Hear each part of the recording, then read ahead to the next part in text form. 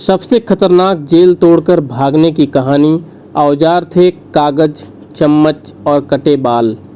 5 दशकों के बाद भी रहस्य बना हुआ एक केस, जिस केस से कोई नहीं भाग सकता था, वहां से 3 कैदी भागे। अजीबोगरीब तरकीबें लड़ाकर उन्होंने करिश्मा किया, फिर कभी तीनों का पता नहीं चला।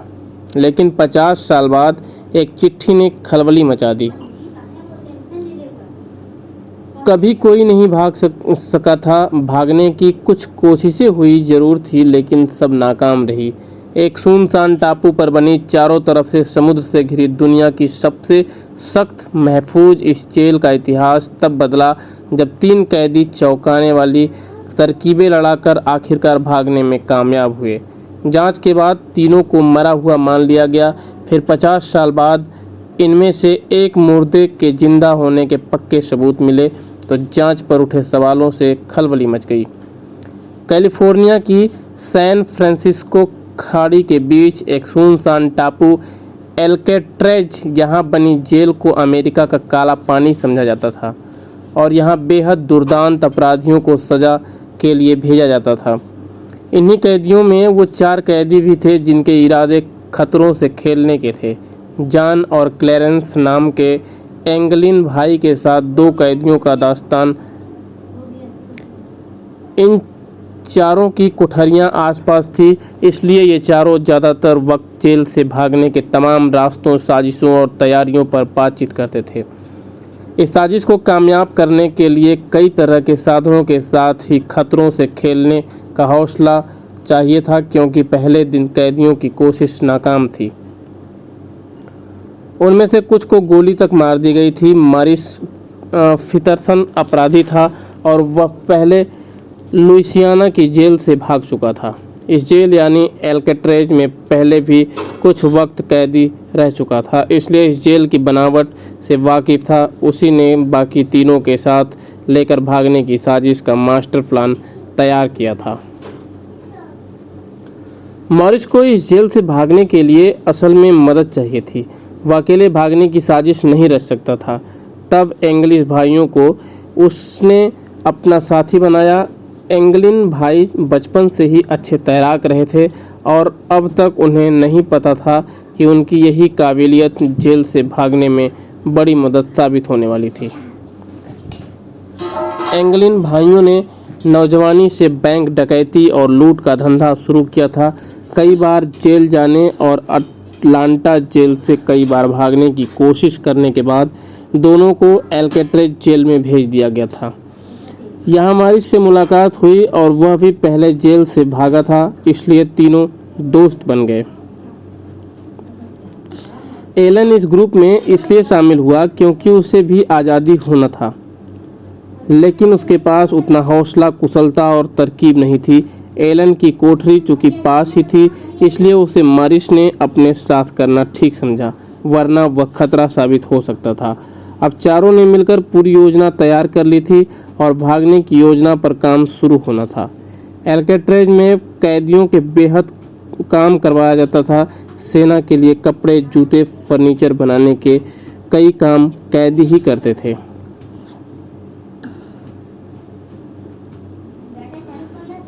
जेल जहां बनी थी वह टापू कुदरती तौर पर खनिजों की खान थी। कैदियों को इन खानों में काम करने के लिए भी ले जाया जाता था। इसी काम के लिए जेल के बाहर जाना वह मौका था जहां इन चारों को अपनी ज़रूरत की चीज़ें जुटाना था, लेकिन गार्ड से बचकर।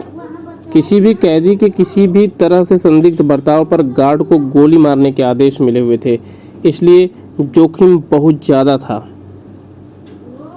साल 1962 में मॉरिस, एंगलिन भाई और एलन जब ये योजना बना रहे थे, तब इस टापू पर इस जेल के लोगों के अलावा कोई नहीं था। सिर्फ 2-3 किलोमीटर का पथरीला इलाका और उसके बाद हर तरफ समुद्र। यहाँ से भागने की कोशिश करने का मतलब था जान का जोखिम उठाना। अगर कोई भी तरकीब फेल होती तो चारों को पता था कि उन्हें गोली मारी जा सकती थी, इसलिए वह फुल प्रूफ प्लान को सतर्कता के साथ अंजाम दिया जाना था। एंगलिन भाइयों ने मुखौटे और पुतले बनाने का काम अपने हाथ में लिया। बाद में पकड़े न जाने के इंतजाम के लिए इन मुखौटों और पुतलों को दोनों भाइयों ने बड़ी चतुराई और कारीगरी के साथ तैयार किया। इसके लिए जेल में रोजाना कैदियों के जो बाल काटे जाते थे, बालों के उन्हीं गुच्छों को जुटाया गया। कागज और कुछ लकड़ियों की मदद से पुतले ऐसे तैयार किए जाने लगे थे जो कुछ दूर से असल इंसान दिखने लगे थे। मॉरिस ने जेल में खराब पड़े वाद्य यंत्र अकॉर्डियन को सुधारने की बात कहकर उसे अपने कब्जे में लिया।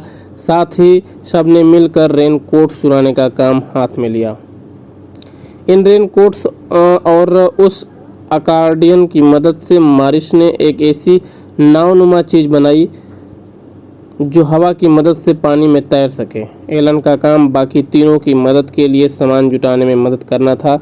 इसके साथ ही जेल के चमचों और बटर नाइफ जैसे बर्तन चुराए जाने थे जो आगे काम आने थे।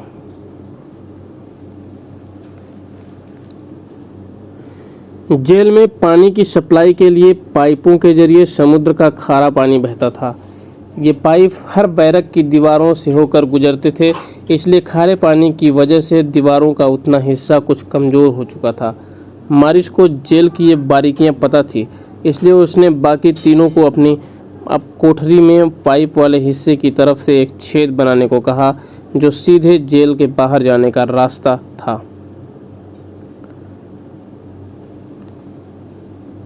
चारों रोजाना 3 से 4 घंटे छोटी छोटी चम्मचों जैसे बर्तनों से काफ़ी मोटी दीवार को तोड़कर छेद बनाने का काम करते रहे। इस काम के दौरान मॉरिस पूरे शोर के साथ अकॉर्डियन बजाता या उसमें ठीक पीठ का काम करता था ताकि पहरेदारों को छेद किए जाने की आवाज़ें न आए। छेद इतना बड़ा बनाया जाना था कि उसमें से पूरा आदमी निकल सके। मॉरिस को पता था कि इन बैरकों के पीछे जंगल जिम था और वो इन छेदों के जरिए उस जिम की छत पर निकल सकते थे और वहाँ से आसानी से भागा जा सकता था और किसी को शक भी नहीं होगा। मई 1962 में एंगलिन भाइयों और मॉरिस के बैरकों में छेद तैयार हो चुके थे। इन छेदों की मदद से मॉरिस और किसी एक एंगलिन भाई के साथ बाहर की तरफ यानी जंगल जिम की छत पर निकलता और रेनकोट्स व अकॉर्डियन की मदद से वो खास बोर्ड तैयार करता। इस बीच बाकी दो काम ये होता कि वो पहरेदारों पर नज़र रखने के साथ ही छेदों को कायदे से ढक कर रखे और कोठरी में इंसान जैसे दिखने वाले पुतलों को इस तरह रख दे कि पहरेदारों की नज़र पड़े तो उन्हें शक ना हो कि ये इंसान है या पुतला। जून 1962 की वह रात आ गई जब चारों को भाग जाना था। उस रात कुछ देर के लिए बिजली चले जाने का फ़ायदा भी चारों को मिला, लेकिन इसके बावजूद एक गड़बड़ की वजह से चारों की सांसें हलक में अटक गई। चारों को अपनी कोठरियों के छेदों से बाहर निकलना था, लेकिन एलन अपनी कोठरी से छेद से अटक कर रह गया क्योंकि छेद के आकार का उसका अंदाज़ा गलत साबित हुआ। वह छेद छोटा निकला। दोस्तों, मैं यहाँ से निकल नहीं पा रहा हूँ, प्लीज़ हेल्प मी। कुछ सेकंड एलन की मदद करने के बाद तीनों की समझ में आ गया था कि एलन का इस छेद से अटक जाना सबके लिए खतरनाक साबित हो सकता था। सॉरी एलन, तुम्हारी बदनसीबी के चक्कर में हम अब वापस नहीं लौट सकते। हमें उम्मीद है कि तुम समझोगे और हमें जाने दोगे। तीनों एलन को छोड़कर आगे बढ़ गए थे क्योंकि तीनों को पता था कि जो नाव बनाई गई थी उस पर जितना कम वजन हो उतना अच्छा था।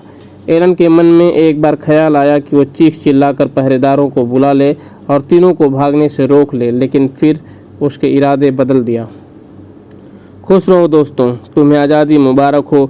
मेरी बदनसीबी कि मैं यहाँ तक तुम्हारा साथ दे सका।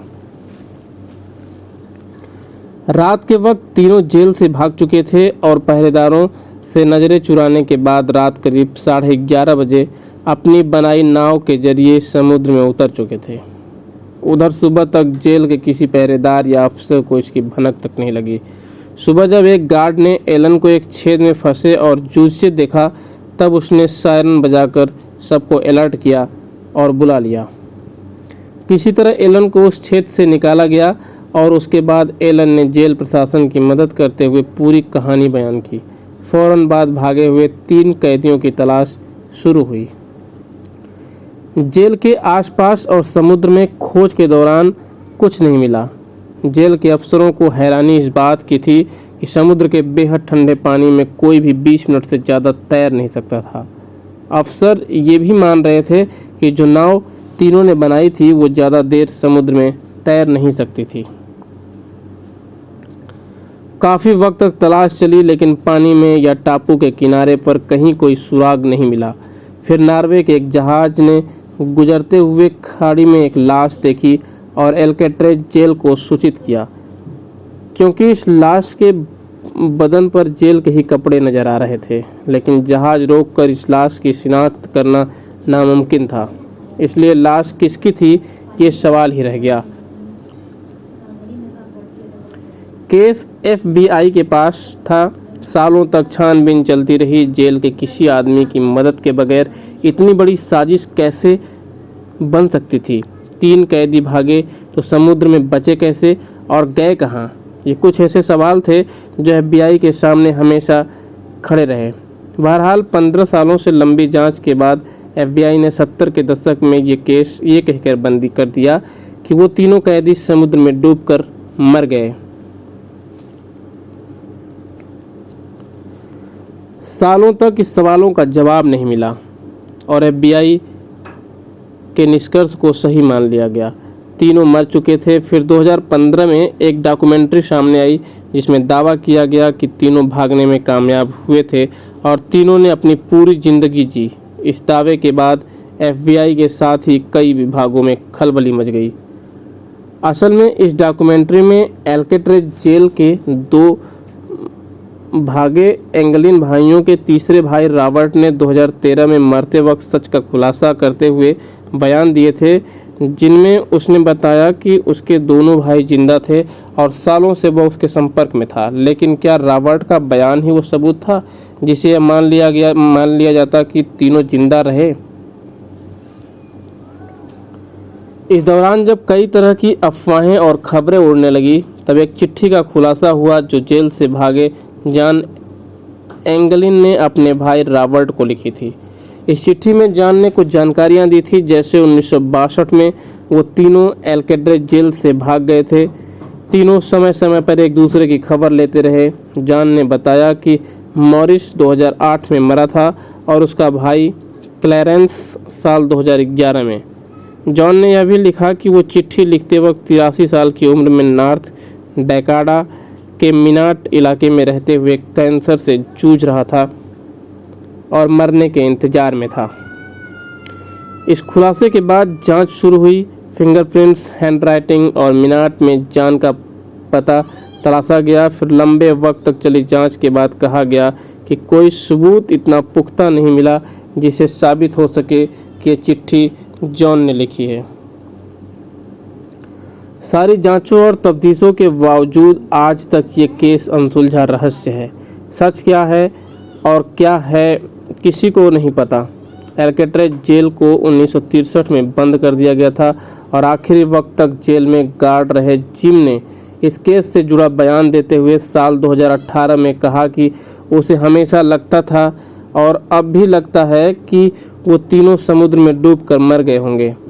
जिम के मुताबिक तीनों ने एक मौका बनाया जो कल्पना से परे था, क्योंकि जेल में ऐसे मौके की गुंजाइश थी ही नहीं कि वह कोई प्लान बना सके। इसके बावजूद अब तक एक सवाल है जिसका जवाब किसी को नहीं पता।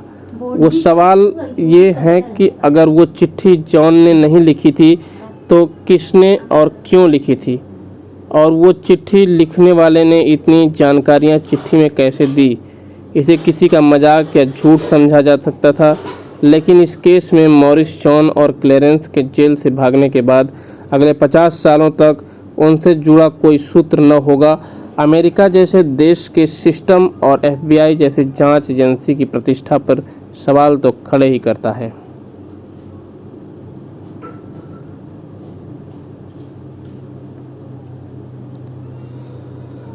अगर आपको हमारा ये वीडियो पसंद आता है तो प्लीज़ हमारे YouTube चैनल को लाइक, शेयर और सब्सक्राइब जरूर करें और हमारा हौसला ऐसे ही बढ़ाते रहें। बहुत बहुत धन्यवाद। और हम आपके लिए ऐसे ही कहानियाँ खोज खोज कर लाते रहेंगे।